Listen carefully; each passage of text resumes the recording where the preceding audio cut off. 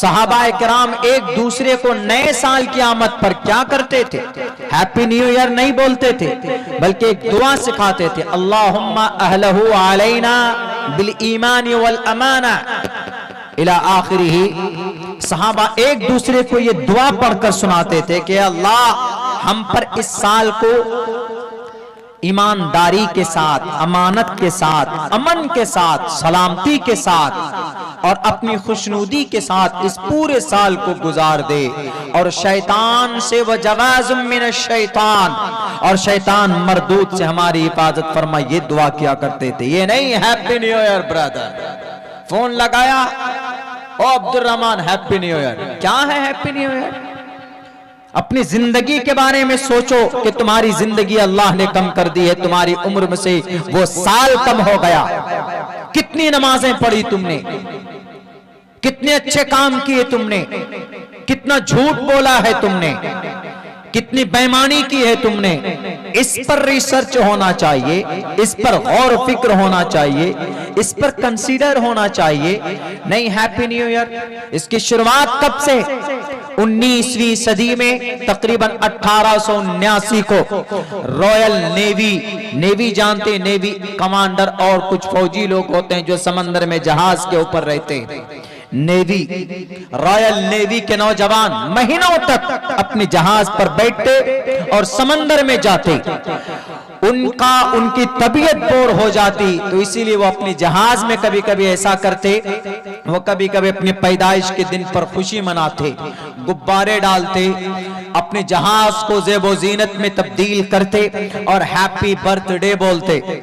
जब उनसे भी उनका मन नहीं भरा तो कभी कुत्ते की पैदाइश पर, कभी बिल्ली के पैदाइश, बिल्ली के बर्थडे मनाते, कभी कुत्ते टॉमी बोलकर उसका बर्थडे मनाते, और कभी ऐसा हुआ कि यही सब चल रहा था। लेकिन कुछ दिनों के बाद में जब जनवरी की पहली तारीख आई तो उन्होंने ऐलान किया कि लोगों, हमारे इस पूरे जहाज को एकदम लाइट से इसको रोशन करो, और शराब लाओ और लड़कियों को लाओ, डांस करवाओ।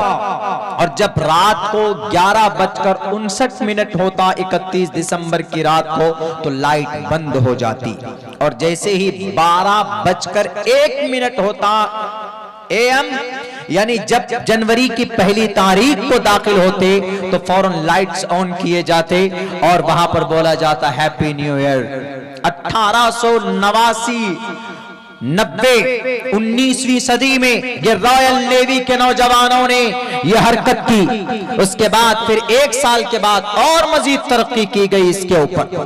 गलत कॉन्सेप्ट है बहुत सी जगह में।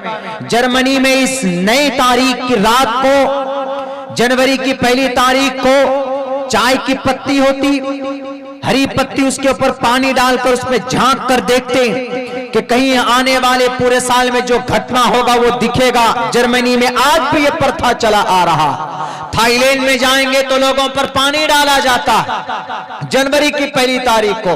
क्यों? उनका यह अकीदा है कि पानी डाल देते हैं तो लोग धुल जाता है, तो आने वाले साल में सारे बलाओं से वो लोग धुल जाएंगे। थाईलैंड के अंदर आज भी ये रिवाज है। चाइना के अंदर में बच्चों के हाथ में रेड कलर के लिफाफे में पैसे दिए जाते हैं, और वो पैसों को ये कहा जाता है कि जब तक ये पैसा पूरे साल बच्चों के पास रहेगा, बच्चे बीमारी से महफूज रहेंगे। क्या अकीदा है ये? क्या पैसों से बच्चे महफूज रहेंगे? क्या पानी डालकर कोई गुनाहों से बचेगा? इन सब चीजों की कोई अहमियत और हैसियत नहीं है। और जनाब आजकल तो ऐसा हो गया कि 31 दिसंबर की रात को फंक्शन हॉल सजाए जाते, लड़कियों को बुलाया जाता है, अपने अपने गर्लफ्रेंड को कॉल करके बुलाते, केक काटा जाता है, पटाखे फोड़े जाते हैं, तब जाकर हैप्पी न्यू ईयर मना करके खुशियां मनाई जाती है। अफसोस है ऐसी तहजीब पर और ऐसी कल्चर पर। दिल्ली के अंदर हुआ हादसा किस वजह से हुआ? इसी गलत प्रथा पर अमल करने की वजह से हुआ। अभी आप लोगों ने वो न्यूज, वो खबर देखा होगा कि एक समाज, एक बेटी स्कूटी पर बैठकर घर जा रही थी रात को तकरीबन 1-1:30 बजे। व्हाट इज नीड, क्या जरूरत थी रात को 1:30 बजे घर से बाहर निकलकर? सिर्फ यही हैप्पी न्यू ईयर है कि बर्थडे पे गए थे जनाब, किसी दोस्त का बर्थडे था, रात को 1:30 बजे बर्थडे मनाया जाता है। अगर आपको कोई महफिल सजाना था या कोई प्रोग्राम करना था तो दिन में करते, और रात को 1:30 बजे 2 बजे रात को लड़कियों को बुलाकर, अपने यार और फ्रेंड को बुलाकर बिना किसी महरम के साथ के बच्चों को भेज दिया जाता है फंक्शन हॉल में। वो बच्ची वहां से निकलती, कोई प्लेनो वाला शराब पीकर नशे में धुत होकर उस बच्ची को टक्कर मारता, उसकी गाड़ी कहीं और गिर जाती है और फिर उस बच्ची का हाथ या पैर शायद गाड़ी के किसी अंदर किसी बॉडी में फंस जाता है। बच्ची की बॉडी गाड़ी के किसी पार्ट में फंसकर तकरीबन 20 किलोमीटर दूर तक उस बच्ची की लाश को घसीटा जाता। पूरी उसकी पुष्ट जो पीठ है वो जख्मों से चूर चूर हो जाता है और बरहना हालत में उस बच्चे की लाश मिलती। चीथड़े पूरे सड़क के ऊपर उसके फैल जाते। किस वजह से? रात को 1:30-2 बजे बिना महरम के साथ निकलने की वजह से, इसी हैप्पी न्यू ईयर के पार्टी को ऑर्गेनाइज करने की वजह से। इस्लाम कहता है कि इसकी इजाजत बिल्कुल नहीं। अगर इस्लाम की शरीयत पर अगर अमल किया जाता तो समाज की उस बेटी की जान बची जा सकती थी। वो तो एक मामला है जनाब, बिना शादी के, बिना निकाह के ऐसे ऐसे मौकों पर हम अपनी जवान बेटियों को भेज देते हैं कि जाओ अपने बॉयफ्रेंड के साथ तुम पार्टियां करो, शराब पियो। इसलिए अल्लाह तबारक व तआला ने मासूम जैसी बेटी को आपके घर के अंदर, आपका घर का रहमत नहीं बनाया है बेटियों को। अब बेटियां कान खोल कर सुन ले, अल्लाह ने उनका एक मकाम और एक इज्जत रखी। हमारे हिंदू कल्चर को आगे बढ़ाने वाले सनातन धर्मी भाइयों, आपके ग्रंथ के अंदर बेटी के मकाम को बताया गया, यत्र नार यस्तु पूजन्ते रमन्ते तत्र देवता। क्या आपके घर में बेटी है तो उनकी इज्जत करो। ये नहीं कि बर्थडे मनाने के लिए या नए साल में सेलिब्रेशन के लिए। The first time was celebrated 19th century, royal navy के जरिए से इस मनहूस बीमारी को वजूद दिया गया, बख्शा गया। इस्लाम कोई इजाजत नहीं देता है। समाज के अंदर में बेटी है, जवान बेटी है, अकेले उसको स्कूटी दे देते हैं और वो बेटी जाकर 1:30-2 बजे निकलती है पार्टी करके। वो बताइए 2 बजे रात में कैपिटल ऑफ इंडिया, वो शराब पीकर वो नौजवान जो गाड़ी में बैठे, अरे कम से कम तुमको टक्कर लगी किसी गाड़ी पर तो गाड़ी रोकते, लेकिन खुद भी नशे में नहीं थे, ये सही हालत में नहीं थे, शराब पीकर जनाब नशे की हालत में और अंदर से म्यूजिक चलाए हुए। इसीलिए अल्लाह के नबी ने फरमाया, वला तशरिबिल खमर फइन्नहा मिफ्ताहु कुल्ली शर। ए नौजवानों, अपनी जवानी की ताकत को शराब के नशे में बर्बाद मत करो। तमाम बुराइयों की जड़ शराब में। अगर नॉर्मल होते तो गाड़ी में एक पत्थर भी लगता है ना, मैं भी ड्राइवर हूं, मैं जानता हूं इस बात को। अगर आपकी गाड़ी का पहिया भी ऊपर नीचे गड्ढे में अगर गिर जाए तो फौरन आपको पता चल जाता है कि भाई गाड़ी के नीचे कोई बड़ा पत्थर आया हुआ है। एक बॉडी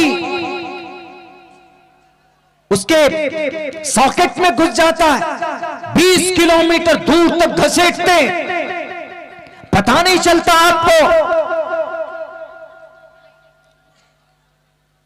मेरे भाई, ये मेरे नौजवानों, मेरे मुसलमानों, चूंकि बहुत सारे ऐसे वारदात इन 3-4 दिनों के अंदर सुनने को, देखने को मिला है, यही वजह है कि मैंने इसकी तारीखी हकाइक के ऊपर कुछ रोशनी डालने की कोशिश की।